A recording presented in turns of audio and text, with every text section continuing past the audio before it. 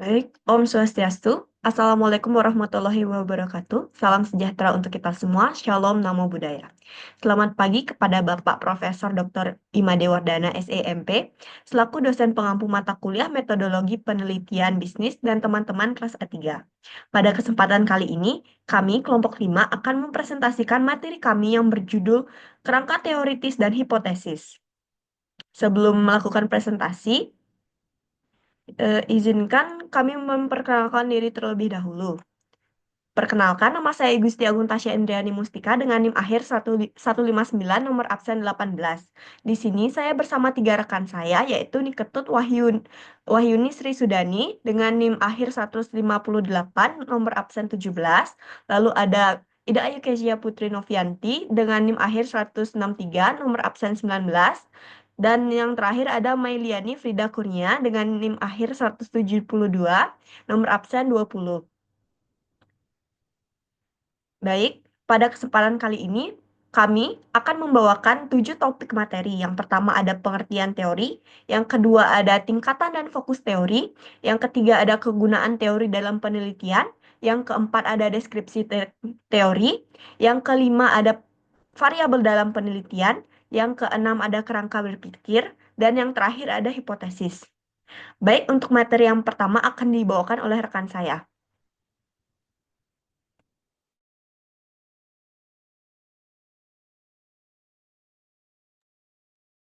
Baik, terima kasih atas kesempatannya. Di sini saya akan menjelaskan tentang pengertian teori. Teori adalah seperangkat konsep, definisi, dan proposisi yang tersusun secara sistematis sehingga dapat digunakan untuk menjelaskan dan meramalkan fenomena. Menurut Marx, 1963 dalam Siti Rahayu Haditono 1999 membedakan adanya 3 macam teori. Ketiga teori yang dimaksud ini berhubungan dengan data empiris. Dengan demikian dapat dibedakan antara lain, yang pertama yaitu teori yang deduktif, yaitu memberi keterangan yang dimulai dari suatu perkiraan atau pikiran spekulatif tertentu ke arah data yang akan diterangkan.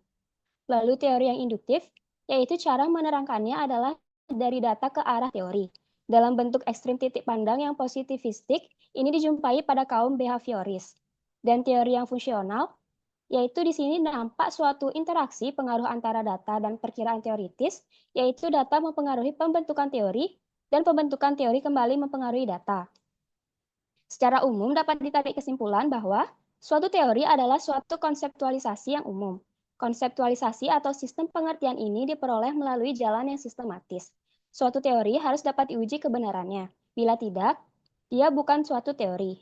Nah, jadi teori adalah alur logika atau penalaran yang merupakan seperangkat konsep, definisi, dan proposisi yang disusun secara sistematis. Next slide.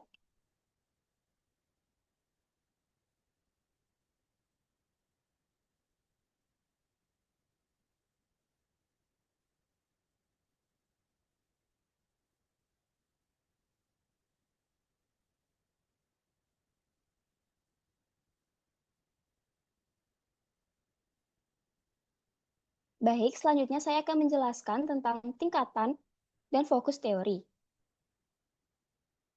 Menurut Numan 2003, mengemukakan tingkatan teori atau level of theory menjadi 3, yaitu mikro, meso, dan makro. Yang pertama yaitu mikro level teori, ada kesan kecil waktu, ruang, atau sejumlah orang. Konsepnya biasanya tidak terlalu abstrak. Lalu meso level teori merupakan berupaya menghubungkan tingkat makro dan mikro atau beroperasi pada tingkat menengah. Dan makro level teori di sini adalah membahas operasi agregat yang lebih besar seperti lembaga sosial, seluruh sistem budaya, dan seluruh masyarakat.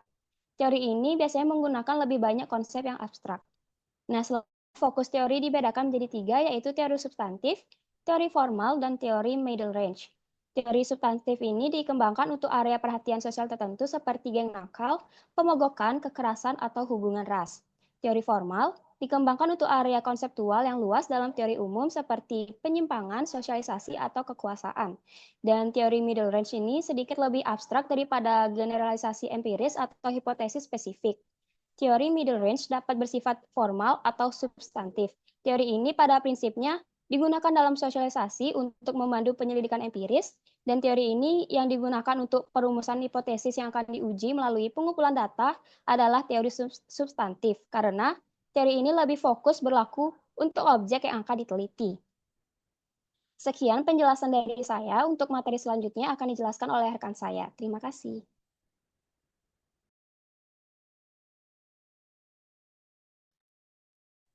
Baik, materi selanjutnya adalah kegunaan teori. Nah, menurut Cooper dan Schindler, pada 2003, kegunaan teori itu ada 5. Yang pertama, teori itu mempersempit cakupan fakta yang perlu kita pelajari. Yang kedua, teori itu menyarankan pendekatan penelitian yang kemungkinan besar akan menghasilkan makna yang paling besar. Yang ketiga, teori menyarankan suatu sistem yang dapat diterapkan peneliti pada data untuk mengklasifikasikannya secara paling bermakna. Yang keempat, teori merangkum apa yang sudah diketahui tentang objek studi dan menyatakan keseragaman pola yang tidak langsung terlihat. Yang kelima, teori ini dapat digunakan untuk memprediksi fakta-fakta lain yang seharusnya ditemukan. Next.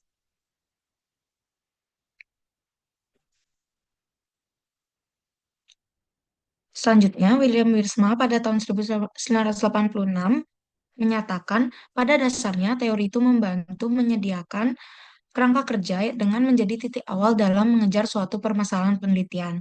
Teori ini mengidentifikasi faktor-faktor yang krusial dan memberikan panduan untuk menyusun serta menghubungkan berbagai aspek dalam sebuah penelitian secara sistematis. Namun, selain memberikan pandangan yang sistematis terhadap faktor-faktor yang dikaji, teori juga dapat mengungkapkan celah, kelemahan, dan ketidakkonsistenan yang menunjukkan perlunya adanya penelitian tambahan. Selain itu, pengembangan teori ini juga dapat menerangi jalan bagi penelitian selanjutnya terhadap fenomena yang sedang dipelajari. Selain itu, fungsi lain dari teori ini juga memberikan satu atau lebih generalisasi yang dapat diuji dan digunakan dalam penerapan praktis maupun penelitian lebih lanjut. Nah, semua penelitian itu kan bersifat ilmiah. Oleh karena itu, semua peneliti itu harus berbekalkan teori. Dalam penelitian kuantitatif, teori yang digunakan harus sudah jelas, karena teori di sini berfungsi untuk memperjelas masalah yang diteliti sebagai dasar untuk merumuskan hipotesis dan sebagai referensi dalam menyusun instrumen penelitian. Oleh karena itu, landasan teori dalam proposal penelitian kuantitatif harus menjelaskan secara jelas teori apa yang akan digunakan. Next. Nah, di sini itu juga ada beberapa fungsi teori. Teori pertama itu adalah untuk memperjelas dan mempertajam ruang lingkup atau konstruk variabel yang akan diteliti. Fungsi teori yang kedua yaitu sebagai dasar prediksi dan pemandu dalam menemukan fakta. Nah, ini digunakan untuk merumuskan hipotesis dan menyusun instrumen penelitian. Yang ketiga yaitu sebagai kontrol yang digunakan untuk menggambarkan dan membahas hasil sebuah penelitian. Next.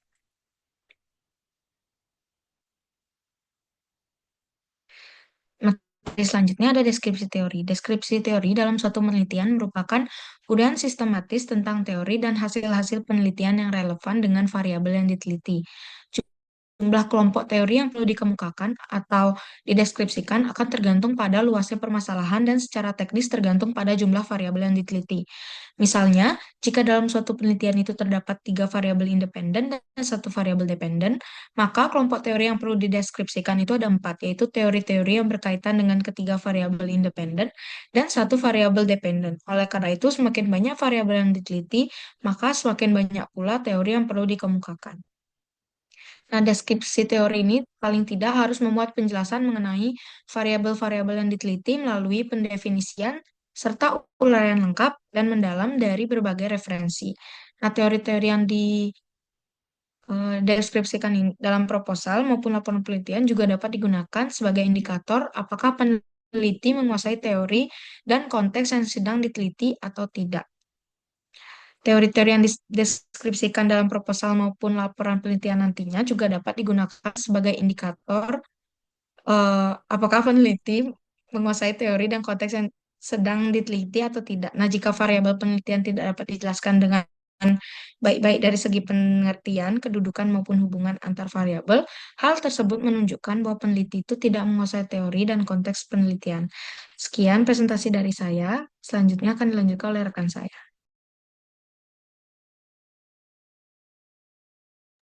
Baik, sebelumnya terima kasih atas kesempatannya.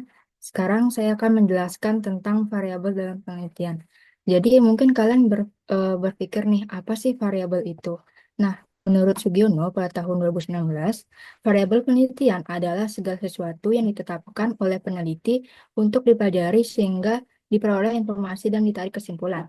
Sedangkan menurut Sinambela pada tahun 2021, variabel penelitian adalah suatu atribut, nilai, atau sifat dari objek kegiatan yang mempunyai variasi tertentu antar satu dengan yang lainnya, yang telah ditentukan oleh peneliti untuk dipelajari dan dicari informasi yang terkait serta ditarik kesimpulannya.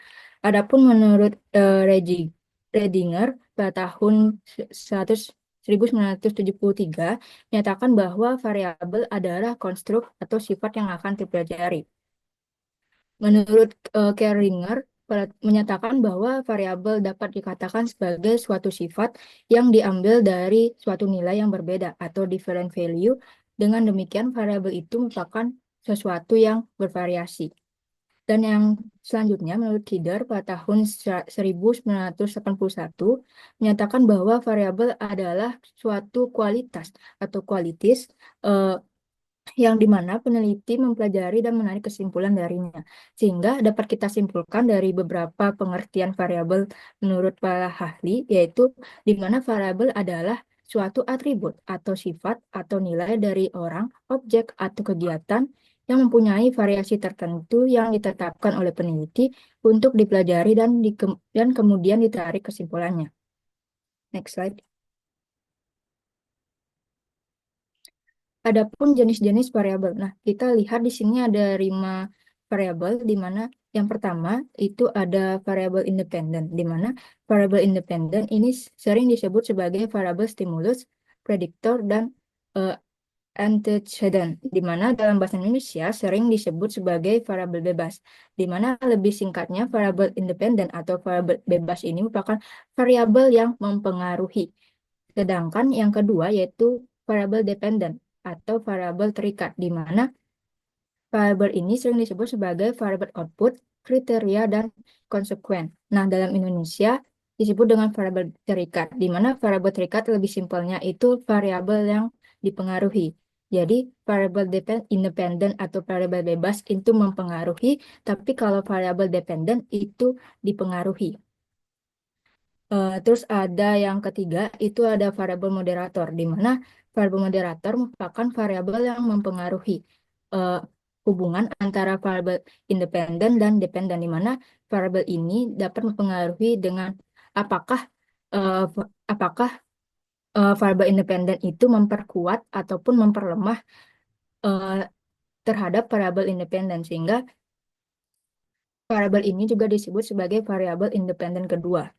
Misalkan, hubungan motivasi dan produktivitas kerja akan semakin kuat bila peranan pemimpin dalam menciptakan iklim kerja sangat baik. Dan hubungan semakin rendah bila peranan pemimpin kurang baik dalam menciptakan iklim kerja.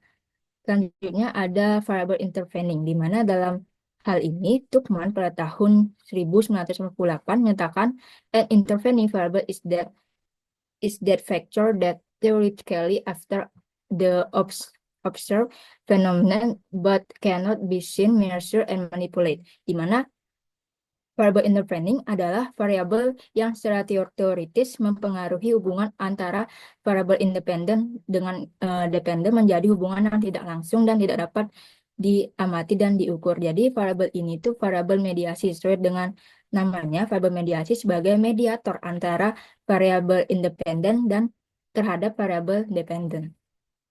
Misalkan variabel bebasnya itu tingkat pendidikan, dan variabel intervening atau variabel mediasinya itulah variabel yaitu kinerja. Terus untuk variabel terikat atau variabel dependennya itu adalah gaji. Jadi bagaimana sih hubungan tingkat pendidikan secara tidak langsung terhadap kinerja dan gaji. Terus ada variabel kontrol, di mana variabel kontrol adalah variabel yang dikendalikan atau dibuat konstan sehingga pengaruh variabel independen terhadap dependen tidak dipengaruhi oleh faktor di luar yang tidak diteliti. Nah, faktor kontrol sering digunakan oleh peneliti bila akan melakukan penelitian yang bersifat membandingkan. Sebagai contoh, bagaimana sih pengaruh jenis pendidikan terhadap keterampilan dan mengetik. Variabel independennya adalah pendidikan, misal SMA dan SMK. Terus variabel kontrolnya yang ditetapkan sama misalkan adalah naskah yang diketik sama. Terus ada juga mesin tik yang digunakan sama, terus ruang tempat mengetik sama. Nah, dengan variabel kontrol tersebut, maka besarnya pengaruh jenis pendidikan terhadap keterampilan mengetik dapat diketahui lebih pasti. Next slide. Nah, selanjutnya saya akan menjelaskan tentang kerangka berpikir. Nah, menurut Uma sekarang dalam bukunya Business Research pada tahun 1992 mengemukakan bahwa kerangka berpikir merupakan model konseptual bagaimana bagaimana teori berhubungan dengan berbagai faktor yang telah diidentifikasi sebagai masalah yang penting. Nah, kerangka berpikir yang baik akan menjelaskan secara teoritis pertautan antara variabel yang akan diteliti. Nah, secara teoritis perlu dijelaskan hubungan antar variabel independen dan dependen. Nah, bila dalam penelitian terdapat variabel moderator dan intervening, maka juga perlu dijelaskan bagaimana sih eh, variabel itu ikut dilibatkan dalam penelitian. Nah, pertautan antara variabel tersebut selanjutnya dirumuskan ke dalam bentuk paradigma penelitian. Sehingga kita, next slide.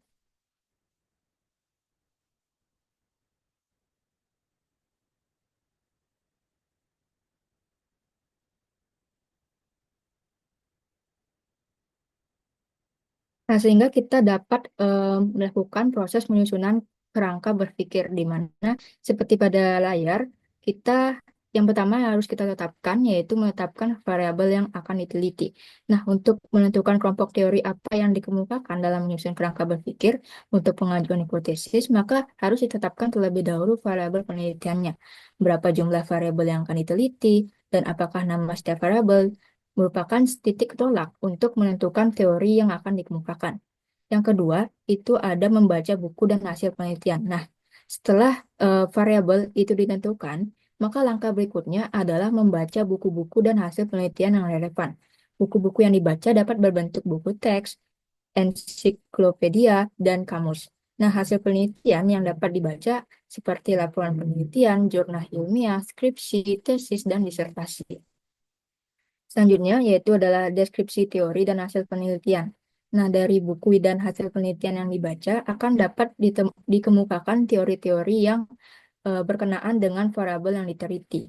Seperti telah dikemukakan yaitu deskripsi teori berisi tentang definisi terhadap masing-masing variabel yang diteliti, uraian rinci tentang ruang lingkup setiap variabel dan kedudukan antara variabel satu dengan yang lain dalam konteks penelitian ini. Selanjutnya, yang keempat, ada analisis kritis terhadap teori dan hasil penelitian. Nah, pada tahap ini, peneliti melakukan analisis secara kritis terhadap teori-teori dan hasil penelitian yang telah dikemukakan. Nah, dalam analisis ini, peneliti akan mengkaji apakah teori-teori dan hasil penelitian yang telah ditetapkan itu betul-betul sesuai dengan objek penelitian atau tidak. Karena sering terjadi teori-teori yang berasal dari luar tidak sesuai untuk penelitian di dalam negeri. Selanjutnya, yang kelima yaitu analisis kooperatif terhadap teori dan hasil penelitian. Nah, analisis kooperatif dilakukan dengan cara membandingkan antara teori satu dengan teori yang lain dan hasil penelitian satu dengan penelitian yang lain. Nah, dari analisis kooperatif ini, peneliti dapat membandingkan antara teori satu dengan teori yang lain dan atau mereduksi bila dipandang terlalu luas. Terus selanjutnya yaitu sintesa kesimpulan. Melalui analisis kritis dan kooperatif terhadap teori-teori dan hasil penelitian yang relevan dengan semua variabel yang diteliti, selanjutnya peneliti dapat melakukan sintesa atau simpulan sementara. Perpaduan sintesa antara variabel satu dengan variabel yang lain akan menghasilkan kerangka berpikir yang selanjutnya dapat digunakan untuk merumuskan hipotesis. Selanjutnya yaitu yang ketujuh, yaitu kerangka berpikir. Nah, setelah sintesa atau kesimpulan sementara dapat dirumuskan dapat berupa kerangka asosiatif atau hubungan maupun korelatif atau perbandingan. Kerangka berpikir asosiatif dapat digunakan menggunakan kalimat jika begini maka akan begitu. Jika komitmen kerja tinggi, maka produktivitas lembaga akan tinggi pula. Atau jika pengawasan dilakukan dengan baik secara positif, maka kebocoran anggaran akan berkurang. Adapun yang ke-8 atau yang terakhir yaitu hipotesis, di mana berdasarkan kerangka berpikir tersebut selanjutnya disusun hipotesis. Bila kerangka berpikir berbunyi, jika komitmen kerja tinggi, maka produktivitas lembaga akan tinggi. Maka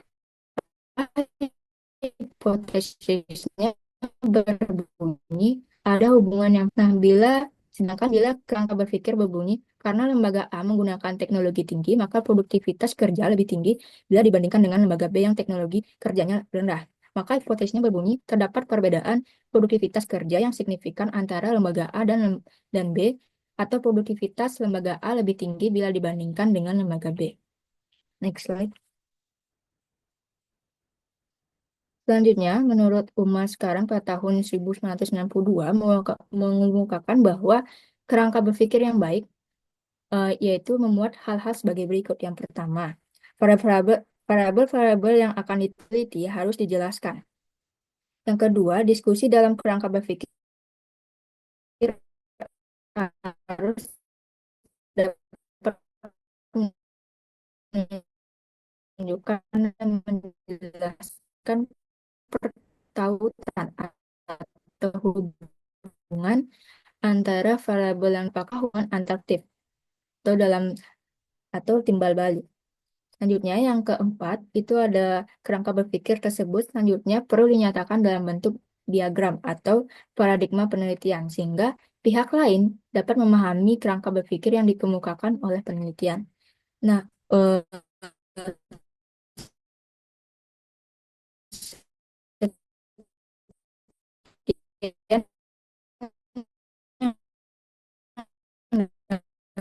dapat saya dalam penelitian dan kerangka berpikir untuk selanjutnya.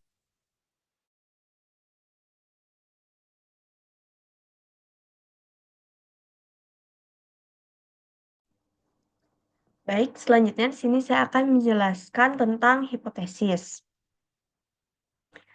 Perumusan hipotesis penelitian merupakan langkah ketiga dalam penelitian setelah peneliti menyusun landasan teori dan kerangka berpikir. Namun tidak semua penelitian memerlukan hipotesis. Penelitian eksploratif dan deskriptif seringkali tidak membutuhkan perumusan hipotesis. Nah, hipotesis itu adalah jawaban sementara atas rumusan masalah penelitian yang dinyatakan dalam bentuk pernyataan. Disebutkan sementara karena jawaban tersebut hanya didasarkan pada teori yang relevan, bukan fakta empiris dari pengumpulan data. Dengan demikian, hipotesis merupakan jawaban teoritis terhadap rumusan masalah, bukan jawaban empiris. Nah, perlu dibedakan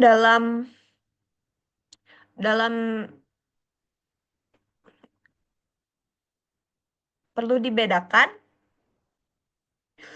dalam penelitian kuantitatif itu terdapat dua jenis hipotesis, yaitu hipotesis penelitian dan hipotesis statistik. Nah, hipotesis penelitian adalah jawaban sementara terhadap masalah penelitian, sedangkan hipotesis statistik muncul jika peneliti menggunakan sampel. Nah, jika penelitian dilakukan pada seluruh populasi, maka ada hipotesis penelitian tanpa analisis statistik.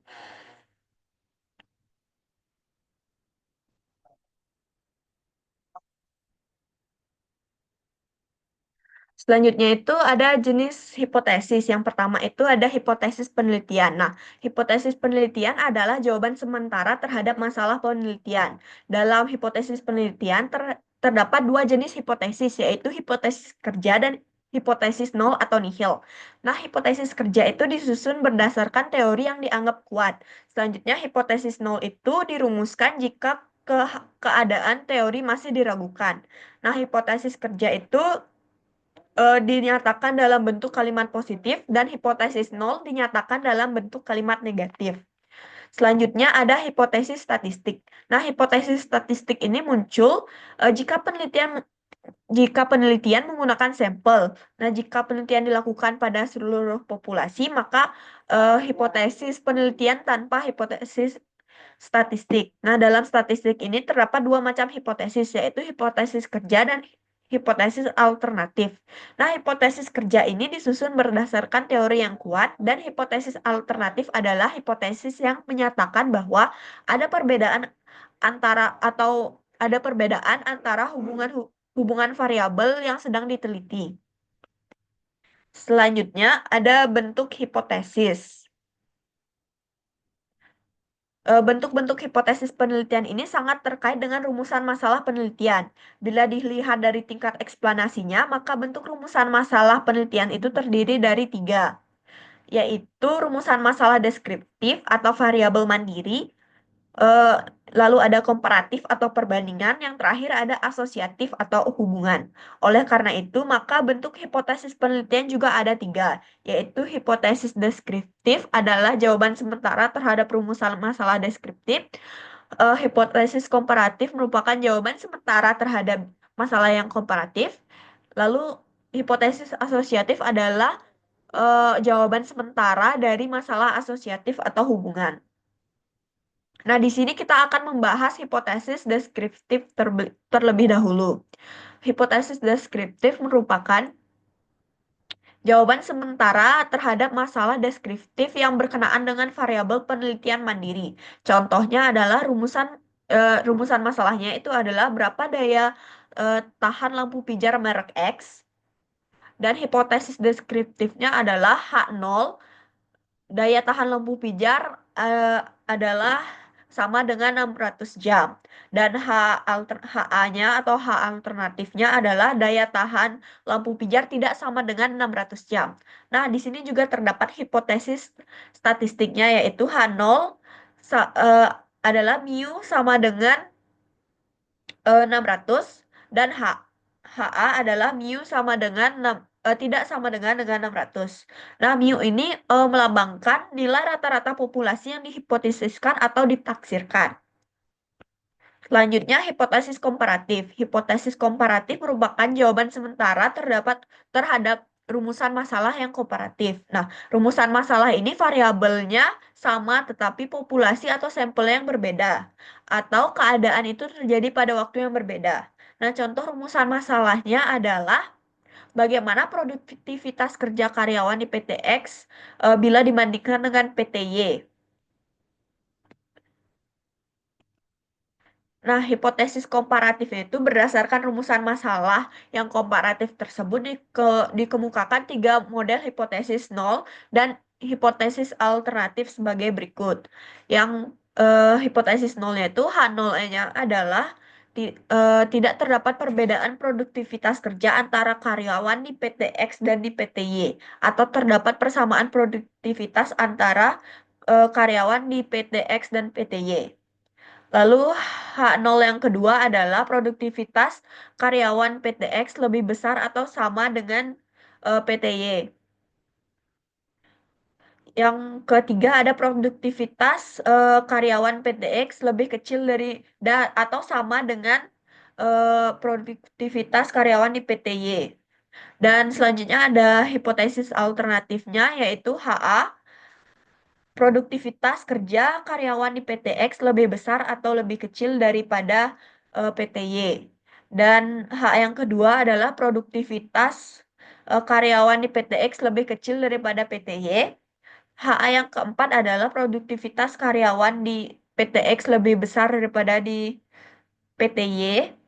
Nah, hipotesis statistiknya itu adalah H0 mu sama dengan mu 1 sama dengan mu 2. HA adalah mu 1 tidak sama dengan mu 2. H lalu H0 yaitu adalah mu 1 lebih besar atau sama dengan mu 2, dan HA2 adalah mu 1 lebih kecil dari mu 2. Yang ketiga, H0 ada mu 1 lebih kecil atau sama dengan mu 2. Yang kedua, HA-nya yaitu mu1 lebih besar daripada mu2. Dengan mu1 adalah rata-rata produktivitas karyawan di PTX dan mu2 adalah produktivitas karyawan di PTX. Selanjutnya ada hipotesis asosiatif. Nah, hipotesis asosiatif adalah jawaban sementara terhadap rumusan masalah yang asosiatif, yaitu yang menayangkan hubungan antara dua variabel atau lebih. Jadi, contohnya itu ada rumusan masalah asosiatif, yaitu adakah hubungan yang signifikan antara tinggi badan pelayan toko dengan barang yang terjual. Nah, hipotesis penelitiannya itu adalah terdapat hubungan yang positif dan signifikan antara tinggi badan pelayan toko dengan barang yang terjual. Hipotesis statistiknya itu adalah H0 rho sama dengan 0 dan HA adalah rho tidak sama dengan 0. Baik, selanjutnya saya akan menjelaskan paradigma penelitian, rumusan masalah, dan hipotesis. Nah, dengan paradigma penelitian ini, peneliti dapat merumuskan masalah dan hipotesis penelitiannya sebagai panduan yang selanjutnya digunakan untuk mengumpulkan yang digunakan untuk panduan dalam pengumpulan data dan analisis. Contohnya di sini ada penelitian yang berjudul hubungan antara gaya kepemimpinan manajer perusahaan dengan prestasi karyawan. Dengan gaya kepemimpinan adalah variabel independen X dan prestasi kerja adalah variabel Y, yang dimana variabel X ini berhubungan dengan variabel Y. Lalu rumusan masalah yang dapat diambil dari penelitian ini yaitu yang pertama, seberapa baik gaya kepemimpinan manajer yang ditampilkan dengan X, pertanyaannya itu X-nya yang bagaimana. Lalu yang kedua itu seberapa baik prestasi kerja karyawan dengan yang ditanya itu bagaimana dengan Y-nya. Dan yang ketiga, adakah hubungan positif dan signifikan antara gaya kepemimpinan manajer dengan prestasi karyawan? Yang keempat, apakah sampel penelitian golongan 1, 2, dan 3? Bila sampel penelitian golongan 1, 2, dan 3, maka rumusan masalah yang komparatif adalah yang pertama itu adakah perbedaan persepsi antara karyawan golongan 1, 2, dan 3 tentang gaya kepemimpinan manajer. Yang kedua itu adakah perbedaan persepsi antara pegawai golongan 1, 2, dan 3 tentang prestasi karyawan.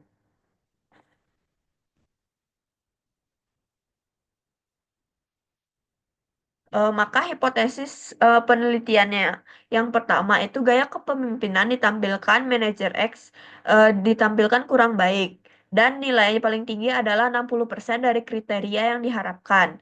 Nah, prestasi kerja karyawan Y kurang memuaskan dan dinilai paling tinggi 65.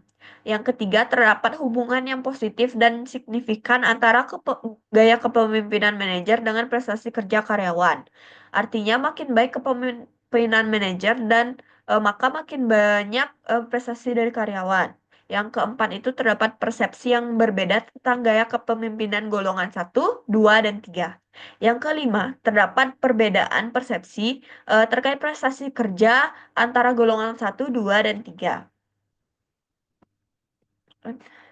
Nah, untuk bisa diuji dengan statistik, maka data yang didapatkan harus diangkakan. Untuk bisa diangkakan, mereka memilih skala pengukuran, maka diperlukan instrumen yang yaitu untuk judul di atas dua instrumen, yaitu instrumen gaya kepemimpinan dan prestasi kerja karyawan. Untuk judul penelitian ini berisi dua independen variabel atau lebih.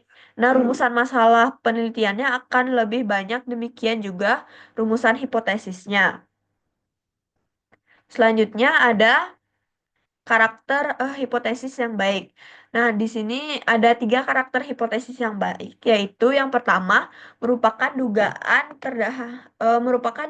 terhadap keadaan variabel mandiri, perbandingan dengan variabel pada berbagai sampel dan merupakan dugaan tentang hubungan antara dua variabel atau lebih. Yang kedua itu dinyatakan dalam kalimat yang jelas sehingga tidak menimbulkan berbagai penafsiran.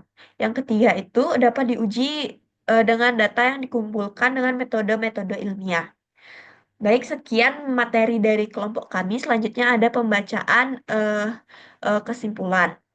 Jadi kesimpulannya adalah teori memegang peranan penting dalam penelitian ilmiah sebagai fondasi konseptual yang memungkinkan peneliti menjelaskan, meramalkan, dan mengendalikan fenomena yang dikaji. Fungsi teori tidak hanya memperjelas rumusan masalah, tetapi juga membantu penyusunan instrumen penelitian, memberikan arahan yang sistematis dan analisis data, serta membangun kerangka kerja yang kuat. Pemahaman terhadap tingkatan teori yaitu mikro, meso, dan makro, serta fokus teori yang substansif, formal, dan jangkauan menengah sangat penting dalam menentukan arah dan cakupan penelitian. Teori juga merupakan dasar dari perumusan hipotesis yang dapat diuji secara empiris, mengidentifikasikan celah penelitian, serta menyarankan pendekatan yang relevan. Selanjutnya, variabel penelitian seperti variabel independen, dependen, moderator, dan inferring dan kontrol menjadi elemen utama dalam membangun kerangka berpikir yang menjelaskan hubungan antara variabel secara logis dan sistematis. Penyusunan kerangka berpikir ini menjadi dasar untuk merumuskan hipotesis yang akurat dan relevan, yang selanjutnya memandu proses penelitian agar tetap fokus dan berbasis dengan teori. Dengan demikian, integrasi antara teori, variabel, kerangka berpikir, dan hipotesis merupakan fondasi yang penting dalam menghasilkan penelitian yang relevan, dan bermanfaat bagi pengembangan ilmu pengetahuan.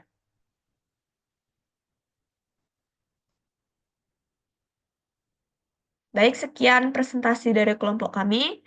Kami tutup dengan Param Santi. Om Santi Santi Santi Om.